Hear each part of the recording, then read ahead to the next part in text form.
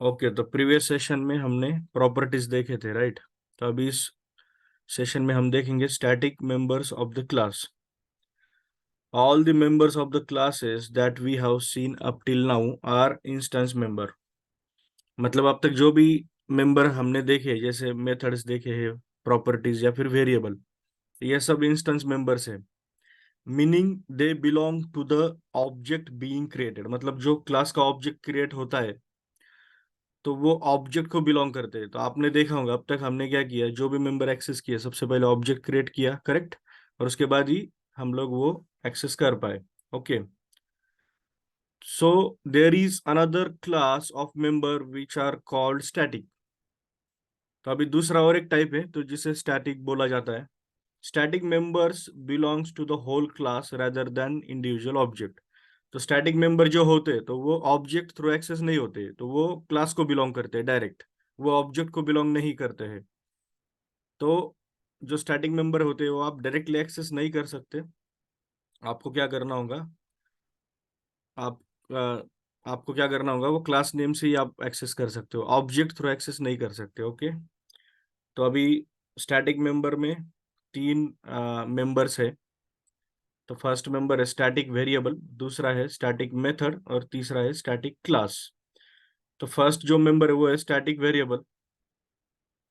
Okay, तो first point क्या है, static variable defined with static keyword.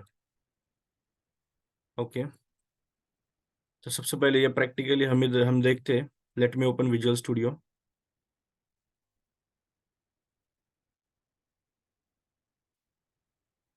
अभी हम लोग इस वीडियो इस फोल्डर में ही काम कर रहे हैं, चैप्टर नंबर 3 में, राइट। तो यहाँ पे राइट क्लिक करके ऐड न्यू प्रोजेक्ट। तो सबसे पहले देखते हैं static variable. Okay, static variables है, then click on okay button. Okay, अभी यहाँ पे एक प्रोजेक्ट ऐड हुआ है,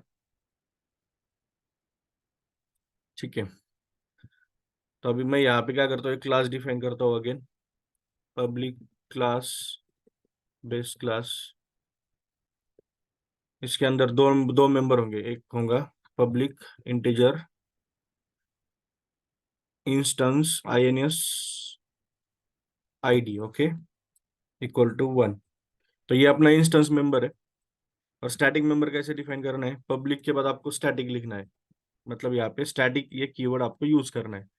तो आप क्या कर पाओगे, you can define a static variable. So let's say static ID, okay. तो अभी ये दो वेरिएबल है, करेक्ट। तो जैसे कि मैंने आपको बताया, जो नॉर्मल वेरिएबल होता है वो अगर आपको एक्सेस करना है तो आपको क्या करना होगा, you have to create an object of the class, correct, b.INS ID, correct. इस तरह से आप वो कर सकते हो, जो भी आपको वैल्यू असाइन करने आप असाइन कर सकते हो। बट स्टैटिक मेंबर जो होता है तो वो ऑब्जेक्ट को बिलोंग नहीं करता है, वो बिलोंग करता है क्लास को। तो पहले मैं ऑब्जेक्ट थ्रू एक्सेस करने की कोशिश करता हूँ। क्या था, स्टैटिक नहीं हो रहा है, राइट। राइट, तो let's try using class name dot static ID। तो अभी ये एक्सेस हो रहा है। तो अभी आपको समझ में आया कि नॉर्मल वेरिएबल मतलब इंस्टेंस वेरिएबल और स्टैटिक मेंबर में क्या फर्क है।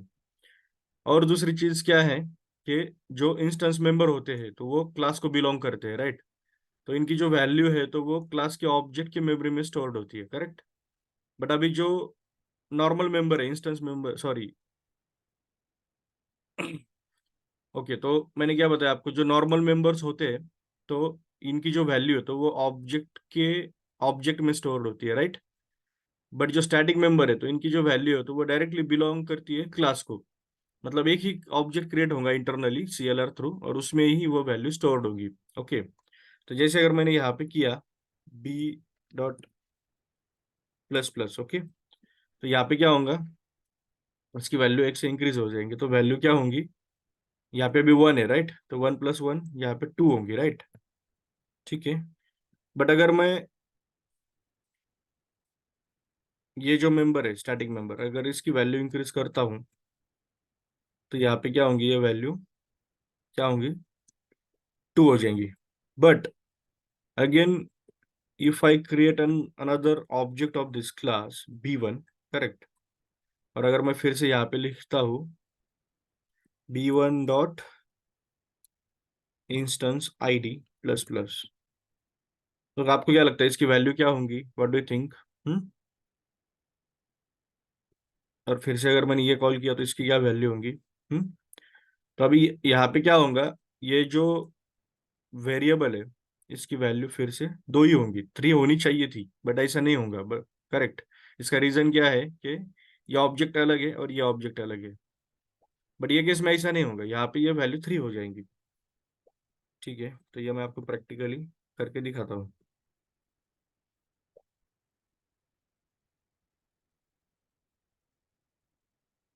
यहाँ पे बस एक डिबगर लगा दो और एग्जीक्यूट करो। डिबगर इसलिए लगाना है ताकि हमें स्टेप बाय स्टेप एग्जीक्यूशन समझ में आता है बस। आप डायरेक्टली भी एग्जीक्यूट कर सकते हो।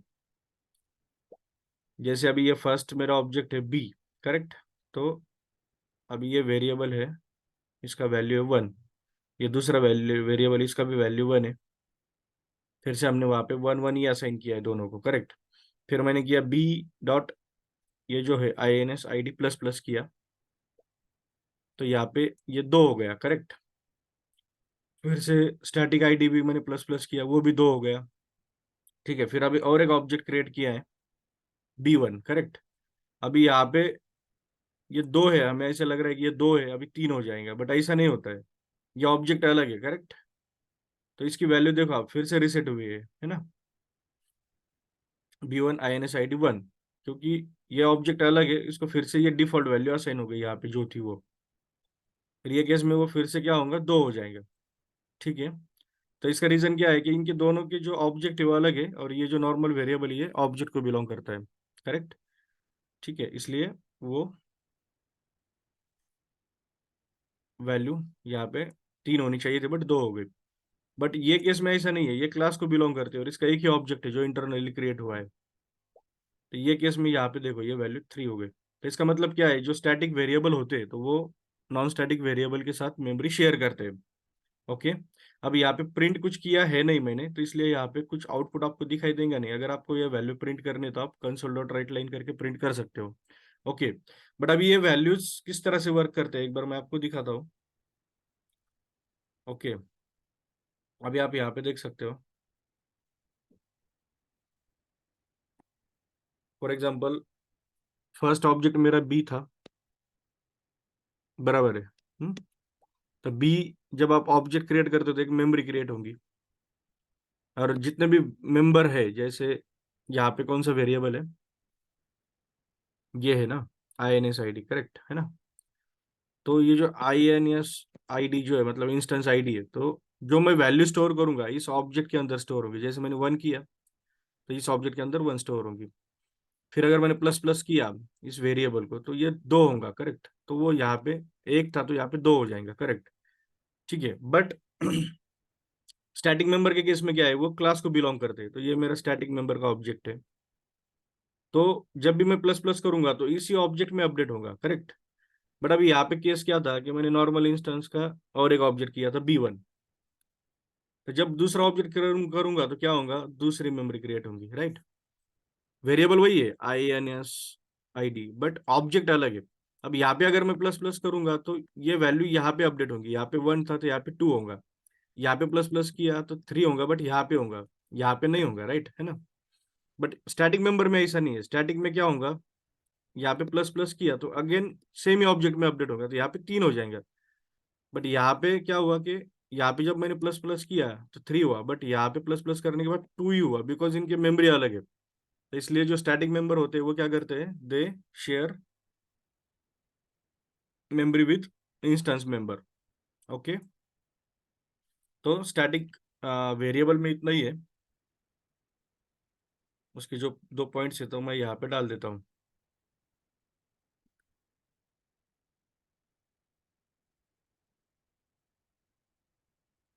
और ये कंप्लीट कोड है एग्जाम्पल के लिए।